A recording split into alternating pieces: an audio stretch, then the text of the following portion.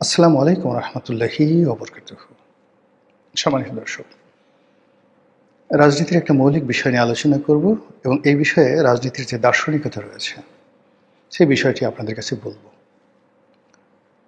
সরকারি যে সিদ্ধান্ত এবং রাষ্ট্রীয় যে সিদ্ধান্ত, সেই সিদ্ধান্তের প্রেক্ষিতে মির্জা ফখরুল ইসলাম আলমগীর সম্প্রতি আওয়ামী লীগ নিয়ে একটি বিবৃতি দিয়েছেন বা বক্তব্য দিয়েছেন। মোদ্দা কথা হলো, আওয়ামী লীগকে যেভাবে ডক্টর মোহাম্মদ ইউনূসের সরকার নিষিদ্ধ করে গেছেন ওটি বহাল থাকবে এবং তিনি যেটি বলার চেষ্টা করছেন যে আওয়ামী লীগকে ছাড়া এই বাংলাদেশে এখন যারা রাজনীতি করছেন তারা তো করেই চলেছেন, অসুবিধা কি? আগামীতে এরাই রাজনীতি করবেন এবং আওয়ামী লীগকে নিয়ে কোনো চিন্তাভাবনা আপাতত নেই। আওয়ামী লীগ যেভাবে নিষিদ্ধ আছে সেভাবেই থাকবে। এটা জনাব মির্জা ফখরুল ইসলাম আলমগীর সাহেবের ব্যক্তিগত সিদ্ধান্ত নয়, ফলে এটা নিয়ে তার সমালোচনা করার বা তাকে কটু কথা বলা বুদ্ধিমানের কাজ নয়। তিনি একটি দলের মহাসচিব, সরকারের গুরুত্বপূর্ণ ব্যক্তি এবং এখন রাষ্ট্রকে প্রতিনিধিত্ব করছেন। সেই দিক থেকে এখানে সেনাবাহিনী, পুলিশ বাহিনী, আমলাতন্ত্র, রাষ্ট্রের যে কৌশলগত বিষয়াদি রয়েছে সেগুলো সহ বিএনপি, জামাত, পার্লামেন্ট, এ সব কিছুর একটা সম্মিলিত যে সিদ্ধান্ত, ইনক্লুডিং মার্কিন ডিপ স্টেট, ভারত, চায়না সহ ডক্টর মোহাম্মদ ইউনূস সরকারের যে সকল কর্মকর্তা ছিলেন তাদের এটি একটা সম্মিলিত সিদ্ধান্ত যে আওয়ামী লীগ এই মুহূর্তে বাংলাদেশের রাজনীতিতে সকলের জন্য বিপত্তির কারণ, ফলে এটা নিয়ে সরকার আর এগোতে চাচ্ছে না। এখন এর ফলে আসলে কি হবে, এটা কি সঠিক কিনা বা বেঠিক কিনা, এটা নিয়ে আলোচনা করব। এই কথা শোনার পর আওয়ামী লীগের যারা লোকজন রয়েছেন তারা সবাই আলহামদুলিল্লাহ বলছেন। সবাই বলার চেষ্টা করছেন যে সরকার আসলে আমাদেরকে অনুমোদন দেয় আর কে? আমরা এদেশের নাগরিক, এদেশের সৃষ্টি, এদেশের কৃষ্টি, এদেশের কালচার, তার সঙ্গে আওয়ামী লীগের সম্পর্ক অস্থি মজ্জার বা রক্ত এবং মাংসের। বাঙালি নামটি যেখানে আছে, বাংলাদেশ নামক রাষ্ট্রটি যেখানে যেখানে আছে, তার প্রতিটি পরতে পরতে আওয়ামী লীগের নাম লেখা আছে, বঙ্গবন্ধুর নাম লেখা আছে, জয় বাংলার নাম লেখা আছে, মুক্তিযুদ্ধের নাম লেখা আছে, মুক্তি যোদ্ধাদের নাম লেখা আছে। কে অনুমোদন দিল আর কে দিল না, কে নিষিদ্ধ করলো আর কে করলো না, এটা নিয়ে আওয়ামী লীগ বা অন্যান্য যারা আছেন তাদের কখনো হীনমন্যতায় ভোগা উচিত নয়।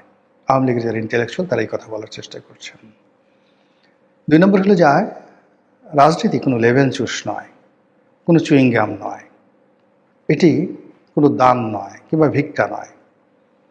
এটি এমন একটা শক্তি, এমন একটা সামর্থ্য যেটি আপনাকে অর্জন করতে হবে, যেটি আপনাকে থাকতে হবে। আপনার মস্তিষ্কের মধ্যে রাজনীতির যে নিউরনগুলো রয়েছে, রাজনৈতিক যে চিন্তাগুলো রয়েছে থাকতে হবে। আপনার হৃদয়ে রাজনীতির যে বিশালতা রয়েছে, রাজার যে ঔদার্য রয়েছে, এটা আপনার হৃদয়ে থাকতে হবে। রাজা হওয়ার জন্য, রাজনীতি করার জন্য যে দৈহিক শক্তি দরকার, পরিশ্রম করা দরকার, যে উদ্দীপনা দরকার, এটা আপনার থাকতে হবে। তারপর আপনার কৌশল জানতে হবে, অভিজ্ঞতা থাকতে হবে, দক্ষতা থাকতে হবে এবং চেষ্টা থাকতে হবে। আর এগুলো যখন থাকে তখন হিমালয়ের উপরেও রাজ্য প্রতিষ্ঠিত করা যায়। আর প্রশান্ত মহাসাগরের অতলান্তে সবচেয়ে বড় যে গিরিখাত মারিয়ানা ট্রেঞ্চ, সেই মারিয়ানা ট্রেঞ্চ এখানেও আপনার রাজনীতি করা যায়। মানুষ, আল্লাহ তাকে এত জ্ঞান দিয়েছেন, সে জ্ঞান দিয়ে সে বাঘ সিংহকে বশীভূত করে। তার কথা মতো নীল তিমি ছুটাছুটি করে, তার কথা মতো ডলফিনগুলো চলাফেরা করে, মানুষকে পিঠে চড়িয়ে ডলফিন সমুদ্রে বিচরণ করে, তার কথা মতো সমুদ্রের স্রোত পাল্টে যায়, মানুষের জ্ঞানে আকাশ মেঘাচ্ছন্ন হয়ে যায়। মরুভূমি বনভূমিতে পরিণত হয়ে যায়, বনভূমি মরুভূমিতে পরিণত হয়ে যায়, এই মানুষের জ্ঞান। তো আওয়ামী লীগ তার যদি জ্ঞান থাকে, গরিমা থাকে, রাজনৈতিক সামর্থ্য থাকে, কারোরই দয়া অনুকম্পা লাগবে না। বরং এক্ষেত্রে দয়া অনুকম্পা যদি পায় কেউ, সমঝোতার মাধ্যমে কেউ রাজনীতি করতে আসে, কারো দয়া করুণায় বা কারো দ্বারা সিলেক্টেড হয়ে নেগোসিয়েশনের মাধ্যমে যখনই কোনো রাষ্ট্র ক্ষমতায় কেউ বসে, তার জীবন শেষ হয়ে যায়, রাজনীতি শেষ হয়ে যায়, তার ভবিষ্যৎ শেষ হয়ে যায়। আওয়ামী লীগ সেই কাজটি করতে চাচ্ছে না। আওয়ামী লীগের অন্যায় হয়েছে, ভুল হয়েছে, গুনাহ হয়েছে, তারা বহুত পাপ করেছে। তারা চায় যে এই বর্তমান পরিস্থিতিতে তাদের মধ্যে অনুশোচনা জাগ্রত হোক। 2 নম্বর হলো তারা তাদের আপন শক্তিতে ঘুরে দাঁড়াতে চায় তারা। 3 নম্বর হলো তাদের শক্তি এবং সামর্থ্য নিয়ে তারা ফিরে আসতে চায়। যদি পারবে ফিরে আসবে, নাহলে আসবে না। কিন্তু যখন আসবে, চারিদিকে আওয়াজ হবে আওয়ামী লীগ আসছে। আওয়ামী লীগের যারা প্রতিপক্ষ তারা বুঝবে আওয়ামী লীগ আসছে, আকাশ বাতাস আওয়ামী লীগের গান গাইবে, প্রকৃতি হাসবে। এইভাবে জাগরণ তৈরি করে, যেভাবে বঙ্গবন্ধু এসেছিল 1972 সালের মার্চ মাসের 10 তারিখে, যেভাবে 69 গণ অভ্যুত্থান বঙ্গবন্ধুকে জেলখানা থেকে বের করে নিয়ে এসেছিল, যেভাবে শেখ হাসিনা বাংলাদেশের জন্য এতটা অপরিহার্য হয়ে পড়েছিল যে 1981 সালে তিনি যখন দিল্লি থেকে এলেন, সারা বাংলাদেশ এসেছিল। আকাশ অঝরে বৃষ্টি বর্ষণ করে এই বাংলাদেশের সমস্ত রাগ, ক্রোধ, ক্ষোভ ঠান্ডা করে দিয়েছিল এবং এই ভূমির যত পাপ ছিল, পঙ্কিলতা ছিল, বিষাদ ছিল, সেগুলো সেদিন সেই যে শেখ হাসিনা এসেছিলেন সেই তারিখ, তার স্বদেশ প্রত্যাবর্তন দিবস, অঝরে এত বৃষ্টি ঢাকা শহরে হয়নি 1981 সনের সেই দিবসটিতে। তারপর শেখ হাসিনার টিকে গেছেন। আবার শেখ হাসিনার চলে যাওয়ার সময় এসেছে, তিনি চলে গেছেন। আবার যদি তার ফিরে আসার সময় হয়, প্রকৃতি জানান দেবে। এটি নিয়ে আওয়ামী লীগের কোনো মাথা ব্যথা নেই। আমার মাথা ব্যথা হলো আমরা যারা বাংলাদেশে আছি, আওয়ামী লীগবিহীন অবস্থায় আছি। আমি জানি, আপনারাও জানেন, যে সমাজে প্রতিযোগিতা নেই এবং যে সমাজে শক্ত প্রতিদ্বন্দ্বী নেই, সে সমাজ কোনো কিছু উৎপাদন করতে পারে না। সে সমাজে মেধার বিকাশ হয় না, মননশীলতার বিকাশ হয় না, এবং সে সমাজ ধীরে ধীরে যেটিকে বলে রুইন্ড। বড় বড় রাজ্য, বড় বড় সাম্রাজ্য প্রতিযোগিতা করতে করতে ক্ষমতার একেবারে শীর্ষস্থানে পৌঁছে গেছে। খ্যাতি, দ্যুতি, অর্থবিত্ত সীমাহীন। আর অমনি তারা প্রতিদ্বন্দ্বী হয়ে বিত্ত বিলাসে একেবারে বিভোর হয়ে যখনই সময় কাটানোর চেষ্টা করেছে, অমনি রাজনৈতিক অভিশাপ, প্রাকৃতিক অভিশাপ এসে সব কিছু 300 বছর, 400 বছর, 500 বছরের যে ডাইনেস্টি তছনছ করে ছেড়ে দিয়েছে। এমনও ঘটনা ঘটেছে, আপনি চিন্তা করুন, পৃথিবীতে উমাইয়া খিলাফত 95 ইয়ার্স, পৃথিবীর 1/3 তারা দখল করে নিয়েছিল উমাইয়ারা, এবং মোহাম্মদ বিন কাসিমের নেতৃত্বে ভারত পর্যন্ত এসেছিল। মুসা বিন নুসাইয়ের নেতৃত্বে উত্তর আফ্রিকা পর্যন্ত চলে গিয়েছিল। এই বংশ যখন মারওয়ান, যখন তাদের শেষ খলিফা ছিলেন মারওয়ান, তাদের শুরুর দিকে একজন মারওয়ান ছিলেন আর শেষের দিকে মারওয়ান। সে মারওয়ানের হাতে শেষ হলো, এবং এখানেই হলো আল্লাহ যেভাবে তৈরি করেন সেভাবে শেষ হয়।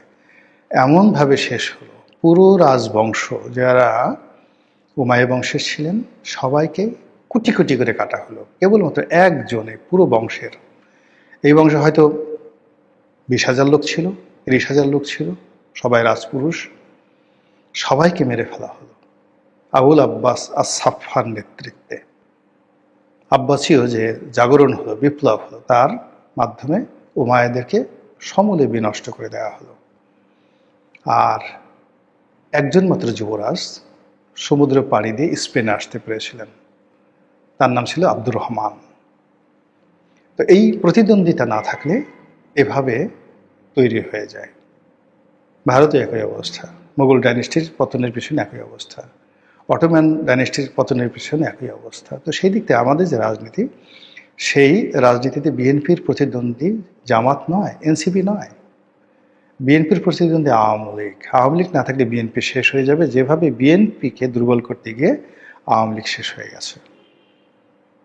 সাম্প্রতিক সময় চায়নাতে অনেকগুলো কোম্পানি তৈরি হয়ে গেছে, যে কোম্পানিগুলোর কোনো প্রতিদ্বন্দ্বী নেই, সারা দুনিয়াতে নেই।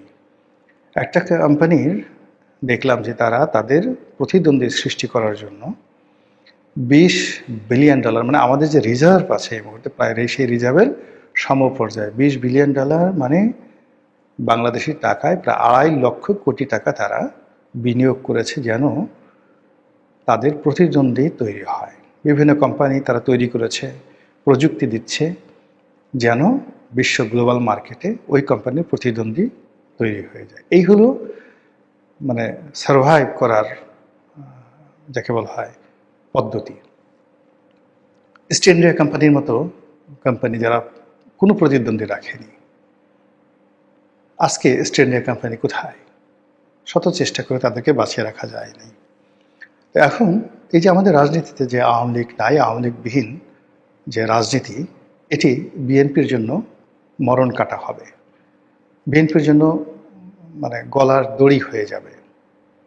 এর কারণ হলো যে জামাত এবং বিএনপি যদি প্রতিদ্বন্দ্বিতা করে, এক্ষেত্রে বিএনপি ছোট হবে, জামাত বড় হবে। 80 বছরের একটা বৃদ্ধর সঙ্গে আপনি ধরেন 30 বছর বা 20 বছরের একটা তরুণীকে বিয়ে দেন, তরুণী দেখবেন অল্প কয়েকদিনের মধ্যে বুড়ো হয়ে গেছে। আবার 60 বছর বা 80 বছরের একটা বুড়ির সঙ্গে 20 বছরের একটা যুবকের বিয়ে দেন, ও যুবক একইভাবে বৃদ্ধ হয়ে যাবে। আমাদের গ্রাম অঞ্চলে দেখবেন যে সকল বুল ফাইট হয়, ষাঁড়ের লড়াই হয়, ষাঁড় তার নিজের গ্রামের বাইরে গিয়ে মাতব্বরি করতে পারে।